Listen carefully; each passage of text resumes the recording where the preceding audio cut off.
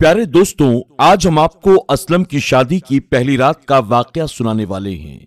पहली रात बीवी ने उससे ऐसा क्या कहा जिसे सुनकर आप भी हैरान रह जाएंगे।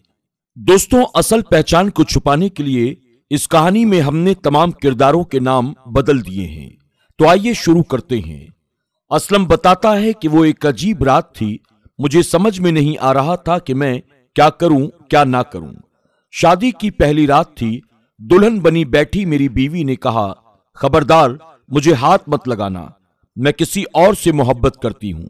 ये जबरदस्ती की शादी हुई है। याद रखो, तुम कुछ भी कर लो, मेरी मोहब्बत नहीं हासिल कर सकोगे और ना ही मैं कभी तुम्हें चाहूंगी। उसकी आंखों में आंसू थे। मैं हैरान और परेशान उसे देखता रहा और सोचने लगा, ये मेरे साथ क्या हो गया। जब कुछ भी समझ में नहीं आया तो उठकर मैंने वजू किया और नमाज पढ़ने के लिए चला गया। अपने अल्लाह की बारगाह में मैं गिड़गिड़ा कर अर्ज करने लगा, ऐ मेरे मालिक, ऐ मेरे अल्लाह, ये मेरा कैसा इम्तिहान है।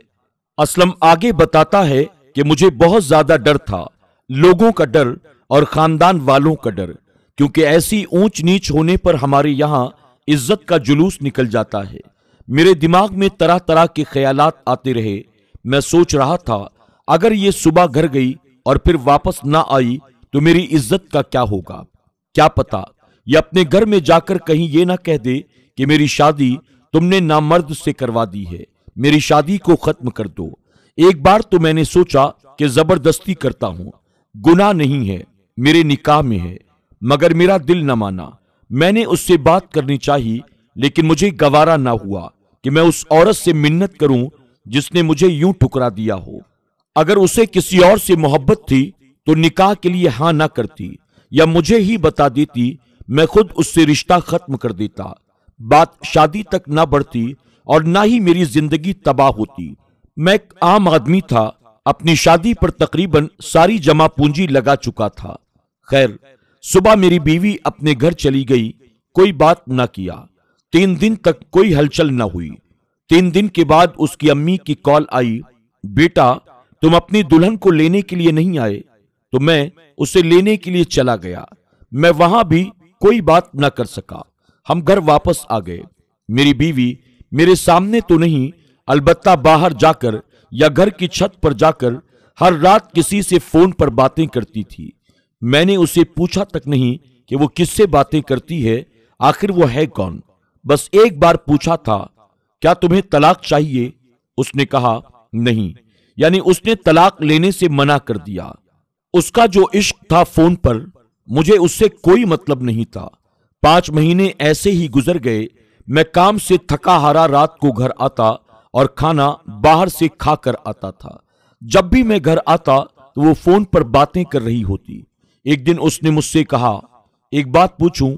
मैंने कहा, पूछो। उसने कहा, क्या आपको मुझे देखकर तलब नहीं होती? मैंने कहा, शादी से पहले भी कंट्रोल किया हुआ था, तो तुम्हें क्या लगता है अब कंट्रोल नहीं हो सकेगा? असलम आगे बताता है, एक रात ऐसा हुआ कि मैं सोया हुआ था, तभी मेरे मोबाइल की घंटी बजी। वो मेरे दोस्त का फोन था। उसने मुझसे कहा, तुम्हारी बीवी किसी और मर्द के साथ फला होटल पर बैठी हुई है। मैंने देखा तो मेरी बीवी घर पर मौजूद नहीं थी। मुझे बेहद गुस्सा आया। इतना गुस्सा आया कि मुझे अपना दिमाग फटता हुआ महसूस हुआ।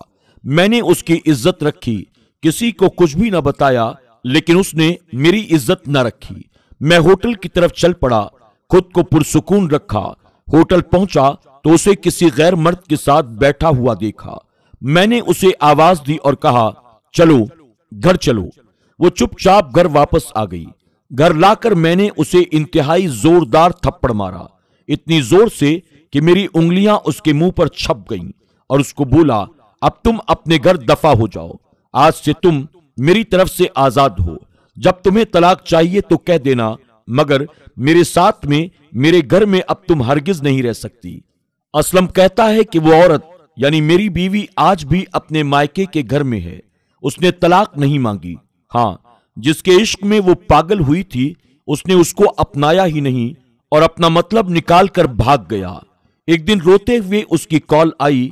वो कह रही थी, मुझे बस अपने नाम से महरूम न करना, भले ही मुझे अपने पास जगह ना दो, लेकिन तलाक मत देना, बस एक आखिरी ख्वाहिश पूरी कर दो।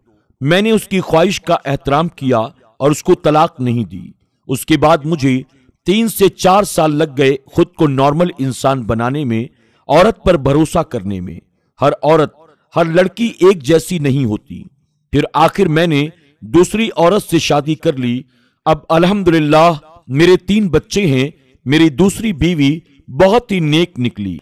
पता नहीं वो 2-3 साल मैंने हौसले से गुजारे हैं, उसकी वजह से अल्लाह ताला ने इनाम की सूरत में मुझे इसे दिया है। अब मैं थोड़ी सी हमदर्दी को भी बहुत बड़ी बात समझने लगा था। मैं जरा सा भी परेशान हो जाऊं तो मेरी बीवी की नींदें उड़ जाती हैं। मैं जरा सा काम से देर से आऊं या कुछ मैसेज ना करूं तो वो परेशान हो जाती है। साए की तरह मेरे आगे पीछे घूमती रहती है। कई बार तो मैं झुंझला जाता हूं और कहता हूं, अल्लाह की बंदी, मैं कोई दूध पीता हुआ बच्चा तो नहीं हूं। असलम कहता है, एक तो वो पहली औरत थी और एक ये औरत है। मैं तो वही था और आज भी वही हूं। मेरी पहली बीवी सुना है अब वो पागल हो चुकी है। मेरा नाम लिख लिख कर चूमती रहती है और गलियों में फिरती रहती है। उसे अपना होश भी नहीं रहा। अब तो 1-2 बार जहर भी खा चुकी है मगर बच जाती है। लोग अब भी कहते हैं मैं बड़ा जालिम हूं, उस पर इतने जुल्म किए कि वो पागल हो गई है। लेकिन अब मैं क्या कहूं लोगों से। दोस्तों, याद रखें, हराम मोहब्बत का अंजाम जिल्लत है। ये कुछ दिनों का धोखा होता है। जब आंखें खुलती हैं तो बहुत देर हो चुकी होती है। अल्लाह ताला का शुक्र बहुत बड़ी नेमत है। हर हाल में अल्लाह ताला का शुक्र अदा करते रहें।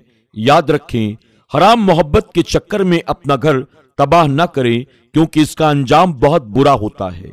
अपने किरदार को मजबूत बनाओ। किसी के झूठे प्यार, झूठे वादों की खातिर अपने माँ बाप की बरसों की मोहब्बत को मत भुलाओ।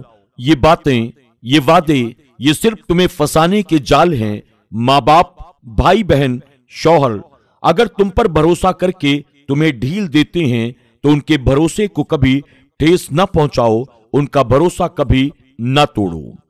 दोस्तों, उम्मीद करते हैं कि आज की हमारी ये कहानी आपको जरूर पसंद आई होगी। आज की कहानी के बारे में और खास तौर पर असलम भाई के सब्र के बारे में आपकी क्या राय है, कमेंट बॉक्स में जाकर जरूर कमेंट करें और कहानी पसंद आने की सूरत में इसे लाइक भी करें और अपने दोस्त अहबाब के साथ शेयर करना न भूलें। आप तमाम से गुजारिश है, आज की इस कहानी को अपने जान पहचान की तमाम खवातीन के साथ जरूर शेयर करें। अपनी बहनों, अपनी बेटियों को जरूर दिखाएं। वो लोग जो शादीशुदा हैं या गैर शादीशुदा हैं, इस कहानी को देखकर सबक हासिल करें। हलाल व जायज रिश्ते, हलाल व जायज मोहब्बत अल्लाह की नेमत है। नाजायज व हराम रिश्ते, नाजायज व हराम मोहब्बत, ये दुनिया और आखिरत दोनों जहां की तबाही का सबब हैं। अल्लाह सबकी इज्जत व आबरू की हिफाजत करे। अल्लाह सबको अपना हिफ्ज़ व अमान अता फरमाए। आमीन या रब्बल आलमीन। दोस्तों, आज की कहानी में बस इतना ही। इंशाअल्लाह बहुत जल्द एक और नई वीडियो के साथ आपकी खिदमत में हाजिर होंगे। तब तक के लिए हमारी पूरी टीम को इजाजत दें। अपना और अपनों का खूब ख्याल रखें। अल्लाह हाफिज।